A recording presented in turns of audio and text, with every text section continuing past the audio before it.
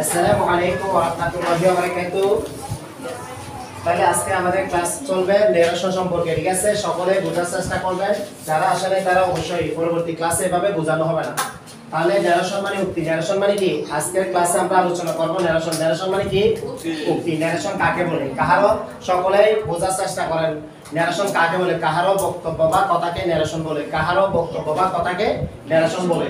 Narration কয় প্রকার? আমি এটা লিখি নাই কারণ ভিডিওটা বড় হয়ে যাবে আর বোর্ডে সবকিছু এখানে আপনারা তাই। তাহলে নেরেশন কাকে বলে? কাহারও বক্তব্য বা কথাকে নেরেশন বলে। নেরেশন দুই প্রকার, direct narration, indirect narration. Direct narration এর বাংলা হচ্ছে প্রত্যক্ষ উক্তি, আর ইনডাইরেক্ট নেরেশনের বাংলা হচ্ছে পরোক্ষ উক্তি। তাহলে ডাইরেক্ট নারেশন কাকে বলে? বক্তা নিজের মুখ দিয়ে যা বলে তা হলো কি ডাইরেক্ট নারেশন। আমি যেগুলা বলতেছি এগুলো হচ্ছে সবগুলা কি ডাইরেক্ট নারেশন। তাহলে ইনডাইরেক্ট নারেশন কাকে বলে? বক্তার কথা যখন অন্য কেউ তার মতো করে বলে তখন তাকে কি বলে? ইনডাইরেক্ট নারেশন বলে।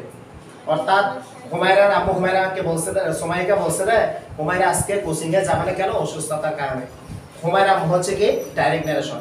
আর ইনডাইরেক্ট কোনটা? সুমাইয়াকে যে বলছে, সুমাইয়া এসে আমাকে বলতেছে, এটা হচ্ছে ইনডাইরেক্ট।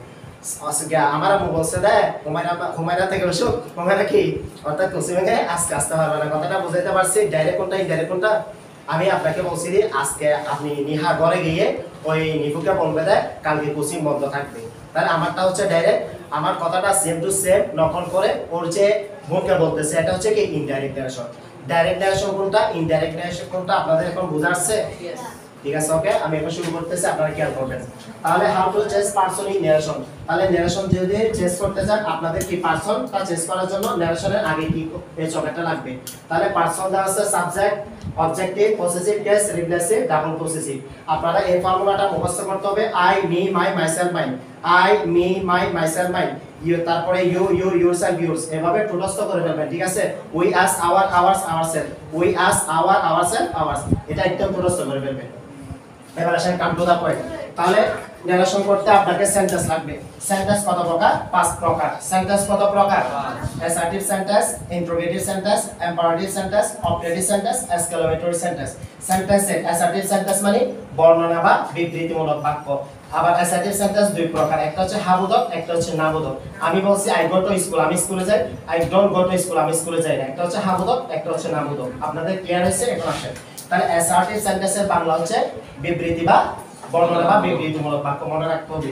ইন্টারোগেটিভ মানে শেষে কি থাকবে? প্রশ্নবোধক চিহ্ন থাকবে।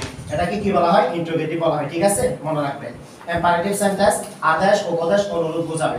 তাহলে অবজেক্টিভ সেন্টেন্স আপনাকে ইচ্ছা, উপদেশ বোঝাবে, ঠিক আছে? ইচ্ছা বা কি প্রার্থনা বোঝাবে। এক্সক্লেমেটরি সেন্টেন্স আপনাকে কি বোঝাবে? আবেগ বা বিস্ময়সূচক বাক্য বোঝাবে। আপনাকে যদি অ্যাসার্টিভ সেন্টেন্স থাকে তাহলে আপনাকে ডেফিনেটলি সেড বা টোল্ড লিখতে হবে। কি লিখতে হবে? সেড বা টোল্ড লিখতে হবে।